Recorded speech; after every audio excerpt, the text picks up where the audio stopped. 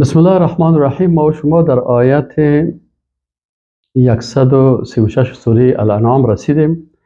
در آیت 136 سوره الانعام بحث سوم ما و شما شروع میشه. توحید و شرک در حکم تشریعی هست. الله متعال در آیات بعدی که ما و شما میخوانیم احکام تشریعی را بیان میکنه که مشرکا در این احکام شرک کردند و آنها به طاغوت مبدل شدند. چه قسم که احکام تشریعی و قوانین جدید ساختند. مشرکا آمدن در احکام تشریعی الله مداخله کردند و اینا میگفتند که ما پیروای ابراهیم علیه السلام هستیم، پیروای اسماعیل علیه السلام هستیم. لکن با وجود از اینکه ادعا میکردند که پیروای ابراهیم و اسماعیل علیه السلام هستند، لکن اینا منحرف بودند. چرا منحرف بودند؟ به خاطر از اینکه اینا خود طاغوت جور کردن و طاغوت کسی است که قانون و یا حکم الله را تغییر میتن و ضد حکم الله قانون و شریعت میسازن. حلال حرام میکنن، حرام حلال میکنن. ما و شما قبلا خواندیم که سه قسم طاغوت است. یکی طاغوت است که ضد شریعت الله قانون میسازن. یکی طاغوت هست که ضد شریعت الله فتوا میده، حلال حرام میسازن، حلال حرام میکنه و خودش ادعا میکنه که من دیندار هستم. ای قریشی ها، ای بنو جرهام، یا ای مثلا قبیله مثلا عمرو بن لحی خزاعی، اینا چی کردن؟ اینا قوانین ساختن، چیزهایی ساختن، فتواهایی دادن به نام از اینکه ما دیندار هستیم و ضد شریعت الله کار کردن. حلال حرام ساختن و حرام الله حلال ساختن. اینجا الله متعال میگه که ببینید که اینا چی تشریعات شرکی را ساختن. اول وجه از اعتقادات مشرکین چی بوده؟ که تشریعات شرکی چه قسم؟ درباره زمین و درباره حیوانات. وجعلوا لله ما ذرأ من الحرث والانعام نصیبا. آمدن مشرکین چی داره در انسان مشرک هم به الله یقین داره و هم به غیر الله. کافر یقین نداره، اما مشرک چی است؟ عقیده داره هم به الله و هم به غیر الله.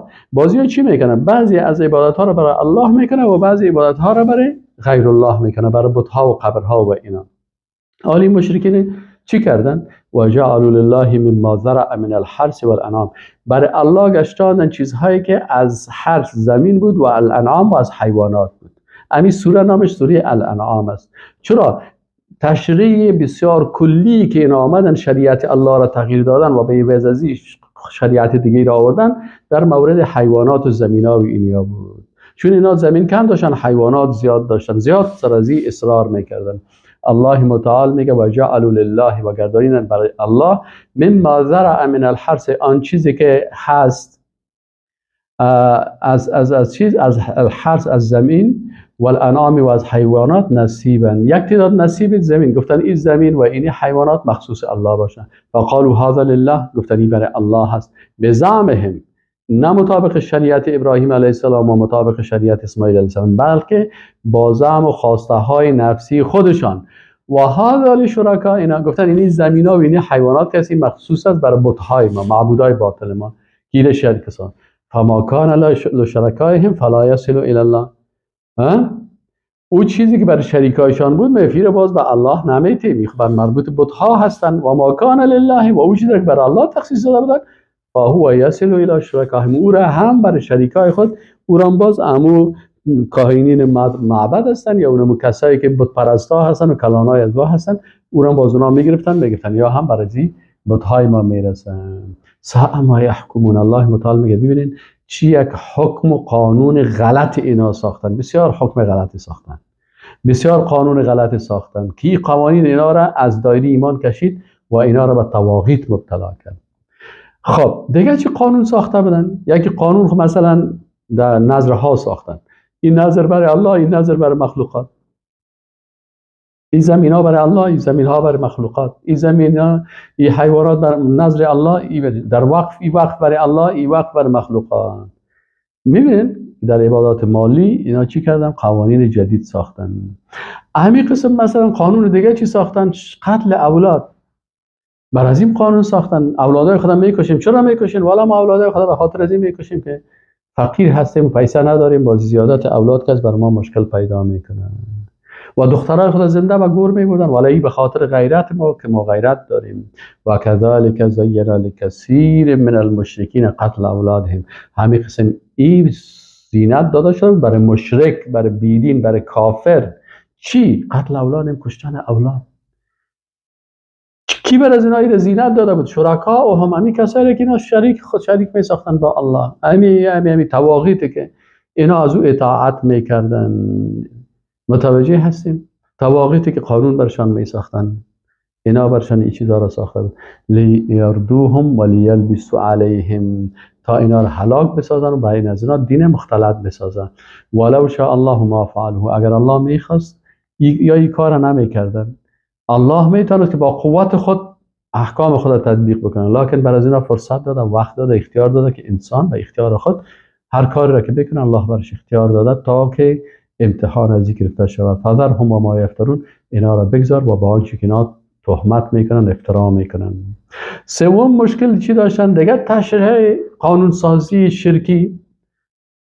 قانون شرکی می ساختن، با زور تهمت بالای الله میکردن. مثل اکثرا همین بدعت های کفری کس، اهل بدعت کس، مشکلشان چی است؟ همیشه اهل بدعت قوانین و چیزایی را می سازن که سر الله تهمت میکنن، باز نسبت میتن که خاص شریعت است، از دین است. الله متعال میگه و قالوا هذه انعام و حرث حجر، میگفتن که اینمی حیوانات و اینی زمینا کس یا حج محجور هستن، یعنی ممنوع هستن. لا یطعمها الا من نشاء، از این حیوانات و از این زمین ها کس استفاده کردن نمیتونه مگر کسی را که ما بخوایم، به زعمهم و امو اعتقادات باطل شرکیشون. و انعام حرم ظهورها، یک تعداد حیوانات دیگر هم سر از این سوار شده نمیتونی. یه اسب یعنی شتر است، سر از این سوار شده نمیتونی، سر از این شتر. و انعام لا یذکرون اسم الله علیها، یک تعداد حیوانات دیگر هم میتونن سر از این نام الله را نام بت‌ها را میگرفتن. این سه قسم جور کردن. کل از این با کی نسبت میدن؟ به الله نسبت میدن، افتراء علیه، کلش تهمت بالای الله. الله نه او قسم کرده بود، نه ایره نه ای قسم. سیجزیهم بما کانوا یکسبون، الله اینا را جزا میدن با سبب آن چیزی که اینا افترا میکردن، یفترون. چهارم تشریح شرکی در تفرقه، در خوردن زنان و مردان. این بعضی چیزها را گفتن که مثلا غذا هاست مخصوص مردها هست، از این زنها خورده نمیتونه. او چی هست؟ چی غم است؟ و قالوا ما فی بطون هذه الانعام، گفت اینی چیزهایی که در بطن اینی حیوانات است، خالصة لذکورنا، این مخصوص مردها هست. اینی حیوان اگه چوچه داد، این مردا بگیرن خوب کباب کنن بخورن. و محرم علی ازواجنا، زنها قرار سیل کنن فقط کار کرده برن، سر زنا حرام است خوردن نرن. این هم قانون مشرکین بود. و این یکن میتتا فهم فی شرکا، باز می اگر همین چوچه از این مردار پیدا شد، اما مرده پیدا شد، با زنا میتونن بخورن. مرده رو بتونن، همه شریکا هستن با زنا خوردن میتونن، مرده رو کلشان مرده رو میتونن بخورن. اما اگر خوب آمد لوکس تولد شد و خوب پیدا شد، با زور زنها خوردن نمیتونن. میبینید زن ستیزی و مخالفت با دخترها و زنها، این قوانین شرکی و کفری هست. سیجزیهم وصفهم، الله متعال میگه که اینا را جزا میده با اینمی قوانینی که اینا ساختن. انه حکیم علیم، یقینا الله حکیم یعنی حکم کننده بسیار عالم است، از کل چیزای از اینا خبر داره و حکم میکنه.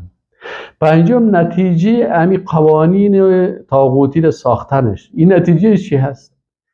الله متعال میگه خساره هست. قد خسر الذين قتلوا اولادهم، خساره کردن کسایی که اولادهای خود کشتن سفها بغیر علم، با جهالت بدون علم. و حرموا ما رزقهم الله، و حرام کردن چیزی که الله برشان حلال کردن، رزق الله رو سر خود حرام کردن. افتراء، امیره که سر خود رزقم حلال میکنن سر الله تهمت میکنن، افتراء علی الله، بالای الله تهمت میکنن. مثل بسیاری کسا است، چرا گوشت و گوسفند نمیخوریم؟ ما ترک دنیا کردیم. ازدواج چرا نمیکنیم؟ ما ترک دنیا کردیم. کی برای تو گفته این دین است؟ این وقتی گفت دین است، افترا سر الله است. وقتی که میگه دموکراسی در دین است، به معنای از اینکه سر الله تهمت میکنه کفر. دموکراسی اسلامی کتاب نوشته میکنن، سوسیالیسم اسلامی، اوران بر اسلام چی میگه؟ موسیقی حرامه، میگه نه این موسیقی اسلامی هست. اینالی کل چیز از کل ازیا افترا و تهمت است بالای الله. مثل که مشرکین او وقت میکردن، آل مشرکین و بیدینای امروزی قوانین دروغ غلط سر الله تهمت میکنن. اینا کلشان خساره کرد. باز نامش چی میمانه؟ اسلامی میمانن، دموکراسی اسلامی. جمهوری نظام کفری جمهوریت است. داخل از هم یک کلمه اسلامی زیاد میکنن، جمهوری اسلامی. این سر الله تهمت میکنن، یعنی الله نظام جمهوری، در حالی که الله نظام شرعی، نظام اسلامی میخواد، نه جمهوری که بر اساس قانون دموکراسی باشه. به این شکل متوجه هستین؟ اینا بسیاری وقتا اینا تهمت میکنن بالای الله، دموکراسی اسلامی، جمهوری اسلامی تهمت از بالای الله، دموکراسی اسلامی بالای الله تهمت است، سوسیالیسم اسلامی بالای الله تهمت است. کتاب ها نوشته کردن و همین قسم مثلا موسیقی اسلامی سر الله تهمت است. این کلش تهمت هایی است که میگه که اینا و یک تعدادی قسم میگه. یک تعداد دیگه باز مثلا ازدواج نکردن که مثلا ترک دنیا، این تهمت از بالای الله متعال که میگه ازدواج نمیکنیم، کمر بسته باید باشیم و مثلا بسیاری خوراک ها رو نمیخوریم، ترک دنیا میکنیم، لباس خوب نمیپوشیم، چرک و چتل و گنده و بوی گرفته و این قسمی هستن. اینا کل از اینا کسی ها چی است؟ افتراء علی الله. حلال حرام میکنن، حرام حلال میکنن، شریعت الله رو تغییر میدن، قانون ضد شریعت الله میسازن. این کلش افترا هست بالای الله. قد ضلوا، یقینا که اینا گمراه شدن و ما کانوا مهتدین، اینا هدایت نیستن. متوجه باشین. ششم، خلقت درختان و احکام تشریعی. الله متعال احکام خدا بیان میکنه. همین درختها و باغها را کی خلق کرده؟ الله متعال میگه و هو الذی، و الله ذاتی است که انشأ جنات، که خلق کرده باغها را، معروشات و غیر معروشات. معروشات چیله داره میگه. بعضی از درخت ها هست مثل تاک ها، او را که برش چیله جور نکنی و پایه و ترا برش نتی، او استاده نمیشه. او تاک های کلان کلانه که بوده، این معروشات میگن. و غیر معروشات بعضی از باغ های دیگه هست که نیاز به چیله و گپا نداره، اما خودش استاده هست. و نخل، و همین قسم درخت خرما هست، و زرع و زراعت هست، مختلفا اکلهم، که میوه های از اینا و ثمرات از اینا، حاصلات از اینا مختلف است. و زیتون هست، و رمان و انار است، متشابه و غیر متشابه، که بعضش در لذتش و شیرینیش با هم مشابه هستن، بعضش مشابه ندارن. کلوا من ثمره، میگه از میوه ها و حاصلات از اینا بخورین، اذا اثمر، وقتی که حاصل میکنن، و آتوا حقه. این شریعت الله است که از نعمات الله، از این میوه‌جات، از این درخت‌ها، از این سبزیجات، از این میوه‌جات، از اینا بخورین، لکن حق از این یوم حصادهی، در وقت میوه چینی و حاصل گرفتن، حق از این که عشر از این چقدر میشه و حق فقیرها چقدر میشه، این رو باید بدین. ولا تسرفوا، و در خوردنش زیاده روی هم نکنید، در خوردن حلال هم زیاده روی نکنید، متوسط باید اما قبول کنین که نرمال باشین. انه لا يحب المسرفین، الله کسایی رو دوست نداره که حتی در حلال هم اسراف بکنه. یک دانه مرغ بگیره که دختر بکنه بسش میکنه، این میره دادا نمیاره، 4 تاشو میخوره، 6 تاشو اوسو میپرته. همین قسم در میوه و در چیزا و در هفتم اقسام حیوانات و احکام تشریع، احکام چیزا را گفتیم در آیات قبلی. احکام چی بود؟ میوه‌جات یا بوده. آل حیوانات در اینها هم الله شریعت خاص خدا داره. و من الانعام حمولة و فرشا، و در جمله حیوانات هم بعضی حیوانات هستن که اینا باربر هستن، این را حموله میگن. و فرشن، و بعضی حیوانات دیگه است که اونا پشم دارن، از او فرش و وسایل و قالین و گلمی چیزا ساخته میشه.